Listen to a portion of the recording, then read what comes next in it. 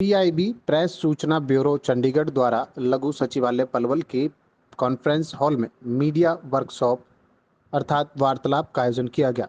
सूचना एवं प्रसारण मंत्रालय में एडीजी पीआईबी राजेंद्र चौधरी व जिला उपायुक्त कृष्ण कुमार ने कार्यशाला का शुभारंभ किया। इस अवसर पर जिला सूचना संपर्क एवं भाषा विभाग अधिकारी राकेश गौतम, जिला शिक्षा अधिकारी अशोक बघेल, आईटीआई प्रधानाचार्य Bhagat Singh, Hitesh Rawat, deputy director PIB R Shrikant, administrative अधिकारी अहमद खान, एफपीओ पीआईबी विशेष रूप से मौजूद रहे। उपायुक्त कृष्ण कुमार ने कार्यशाला को संबोधित करते हुए कहा कि मीडिया जिला प्रशासन एवं आमजन के बीच में सेतु का कार्य करती है। मीडिया कर्मियों को लोगों तक तथ्यात्मक व सटीक जानकारी पहुंचानी चाहिए। इसके साथ सरकार द्वारा चलाई जा रही जन कल्याणकारी योजनाओं को भी जन जन तक पहुंचाने में अपनी भागीदारी निभानी चाहिए, ताकि केंद्र व राज्य सरकार की योजनाओं को लाभ पंक्ति में खड़े हुए अंतिम व्यक्ति तक पहुंचाया जा सके। उपायुक्त ने कहा कि पलवल जिले में विकास को गति प्रदान की जा रही है। बेहतर कनेक्टिविटी के लिए डेवलपमेंट कार्य सुचारू रूप से चल रहे हैं। सूचना एवं प्रसारण मंत्रालय में एडीजी पीआईबी राजेंद्र चौधरी ने कहा कि प्रेस सूचना ब्यूरो अपनी नीतियों और कार्यक्रम के बारे में सूचना के प्रसार के लिए भारत सरकार का नोडल संगठन है। जनता तक पहुंचाने के लिए ब्यूरो मीडिया के साथ केंद्र सरकार का मुख्य इंटरफेस है। सरकारी नीतियां, कार्यक्रमों और योजनाओं को लोगों तक प्रभावी ढंग से पहुंचाने और उनके विकास के लिए एजेंडों को मजबूत करने के लिए पीआईबी और मीडिया के बीच समन्वय बढ़ाना बेहद आवश्यक है। यह आवश्यकता है कि पीआईबी की राष्ट्र व राज्य की राजधानियों के पत्रकारों तक सीमित न रहें, बल्कि जिला और ब्लॉक स्तर पर काम करने वालों तक भी पहुंच रखें। मीडिया वर्कशॉप वार्तालाप पर उपरोक्त भावनाओं से विचार किया गया। उन्होंने बताया कि वर्कशॉप का मुख्य उद्देश्य जिला स्तर पर कार्यरत पत्रकारों का क्षमता निर्माण करना है। साथ ही पीआईबी से उक्त मीडिया निर्वाचन क्षेत्र तक सूचना प्रवाह को एक से अधिक प्रभावशाली प्रणाली विकसित करना है। विभिन्न मामलों पर उनकी बहुमूल्य प्रतिक्रिया प्राप्त करना है। पीआईबी के क्षेत्रीय और शाखा कार्यालय और जिला और उप जिला स्तर पर काम करने वाले पत्रकारों के बीच सीधा संवाद स्थापित करना है, ताकि पीआईबी विज्ञप्ति और अन्य सामग्री उन्हें सीधे उपलब्ध कराई जा सके। वार्तालाप का एक अन्य पहलू जमीनी स्तर पर काम कर रहे हैं। मीडिया कर्मियों को पीआईबी और भारत सरकार के सूचना प्रसार तंत्र के बारे में परिचित कराना है।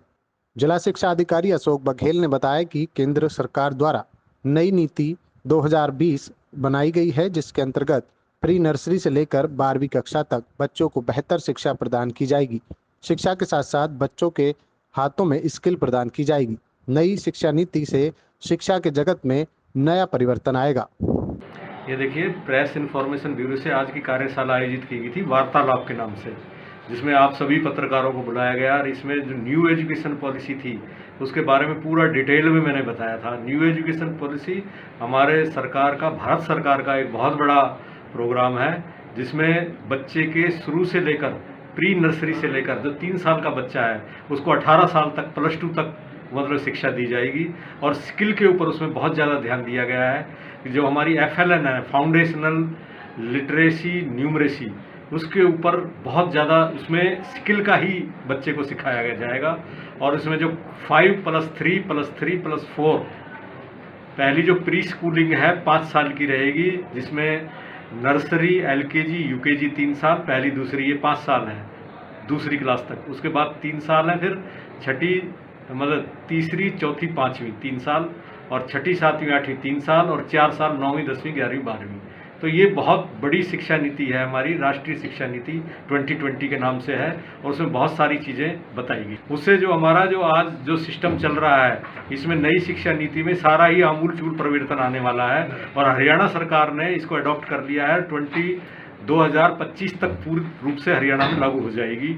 इसमें शिक्षा न केवल सिलेबस से संबंधित चीज़ें बदलाव आएगा, बल्कि जो पूरी नीति है, जो शुरू के बेस से ही जो बच्चा 3 साल का है तभी से ही ये परिवर्तन आएगा। तो नेचुरली हमारे यहाँ पर बहुत सारे जो बच्चों की जो स्किल हैं, चाहे वो मेडिकल लाइन में है, चाहे वो हमारी इंजीनियरिंग लाइन में है, चाहे हमारी यूनिवर्सिटी की लाइन में है, उसमें ज़रूर बदलाव आएगा।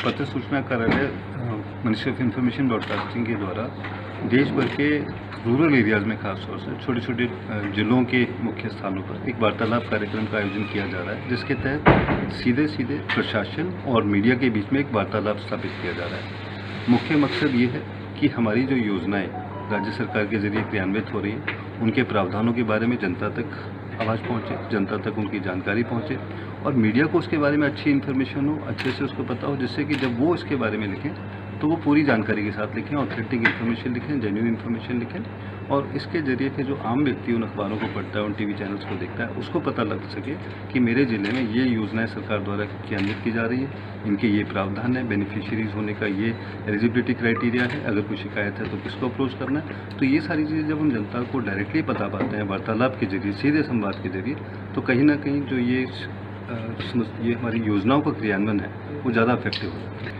फीडबैक का इसमें हमारा मकसद ये होता है कि जैसे मीडिया सीधे तौर पर ज़मीनी स्तर पर जुड़ा होता है, खासकर जो छोटे शहरों का, गाँवों का जो मीडिया है, जब वो कोई किसी भी समस्या के बारे में अपने अखबार में पब्लिश करता है या अपने चैनल्स के माध्यम से उजागर करता है, तो वो हमारे लिए एक फीडबैक की तरह काम करता है कि जो ज़मीन पर इस योजना है, इस योजना के अंदर ये समस्याएं आ रही हैं और उस योजना की समस्याओं को दूर करने के लिए मिड टर्म कोर्स करेक्शन क्या करना है, उसके लिए फिर जिला प्रशासन कहीं ना कहीं उस फीडबैक को ध्यान में रखते हुए आगे कदम उठाता है। प्रावधान था केंद्र सरकार के पत्र सूचना कार्यालय के तहत, जिसके जरिए हम लोग सीधे जिला स्तर पर और ग्रामीण स्तर पर पत्रकारों के साथ संवाद स्थापित करते थे। नाम ही है वार्तालाप। तो आज हम लोग आपसे यहाँ वार्तालाप करने आए हैं, लेकिन सामने बैठ के हो सकता है वो वर्चुअल मीडिया में अभी भी उतना इफेक्टिव नहीं है। उसके अपने कुछ फायदे हैं, लेकिन बीच बीच में आप लोगों तक डायरेक्ट पहुंचना मुझे लगता है ये बहुत जरूरी है और उसी श्रृंखला में आज हम ये वार्तालाप आयोजित कर रहे हैं।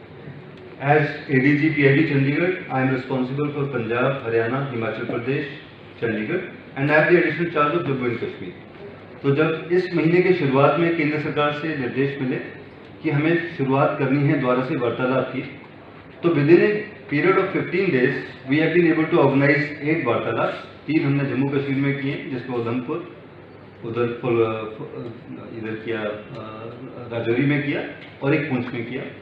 हरियाणा में ये पहला जिला है जहां से हम वार्तालाप की शुरुआत कर रहे हैं। पंजाब में हमने जलंधर में किया। यूटी ऑफ चंडीगढ़, तो obviously there is no rural area which is in Chandigarh. और हिमाचल प्रदेश में हमीरपुर, उना में हम लोग पहुंचे। तो मुझे लगता है तेज शुरुआत हमने की है और इसी कड़ी में आज ये वार्तालाप आपके बीच में है। उसके बाद ये विषय हमारे बीच में आया कि आज किस विषयों पर आपसे बात की जाए, कौन से ऐसे सब्जेक्ट, कौन सी थीम चुनी जाए जिसके ऊपर मुझे लगता है कि केंद्र सरकार को, राज्य सरकार को और जिला प्रशासन को आप तक पहुंचने की जरूरत है। तो फौरन मेरे मन में और मस्तिष्क में आया, डीसी साहब से भी इस बारे में चर्चा हुई कि पिछले 2 सालों में अगर किसी क्षेत्र पर सबसे ज़्यादा प्रभाव पड़ा है तो वो मुझे लगता है एजुकेशन सेक्टर है। बच्चे, मजबूरी थी, लॉकडाउन था, तरह तरह के भय हमारे बीच में थे, बच्चों को बचाना था, वैक्सीनेशन तक इंतजार करना था, तो बच्चे घरों में बंद रहे। लेकिन इसके मुझे लगता है हमारे बीच में डिस्ट्रिक्ट एजुकेशन ऑफिसर हैं, वो इस बात को बहुत अच्छे से जानते हैं कि लर्निंग गैप बहुत बड़ी लेवल पर उत्पन्न हुआ। लर्निंग गैप के साथ स्कूल ड्रॉपआउट्स बड़े लेवल पर हुए। हालांकि एक अच्छी चीज इस पीरियड में रही कि सरकारी स्कूलों का एनरोलमेंट बढ़ गया। मुझे लगता है एक अच्छा प्रयास है, सरकारी स्कूल अपने गुणवत्ता को सुधारने का प्रयास कर रहे हैं और कहीं ना कहीं प्राइवेट सेक्टर स्कूल के साथ थोड़े इश्यूज आए because parents paying capacity was limited, so they decided to shift their kids to the government school. I think skill development के ऊपर जो आज वार्तालाप में जो हुआ है, उसके माध्यम से हमने जिला प्रशासन में जो हमारे विभाग की तरफ से जो भी स्कीमें चल रही हैं उनके बारे में उनको बताया गया है, जिससे हमारा रोज़गार के ऊपर फोकस है और ख़ासकर सरकार ने जो स्वरोजगार के ऊपर जो फोकस किया हुआ उसके बारे में बताया गया है। और जो हमारी महिलाओं की भागीदारी है, छात्राओं की जो भागीदारी है, इसके लिए हमने जो स्कीम, सरकार की जो स्कीमें हैं, विभाग ने जो पॉलिसी बनाई है, उनके बारे में सबको अवगत कराया।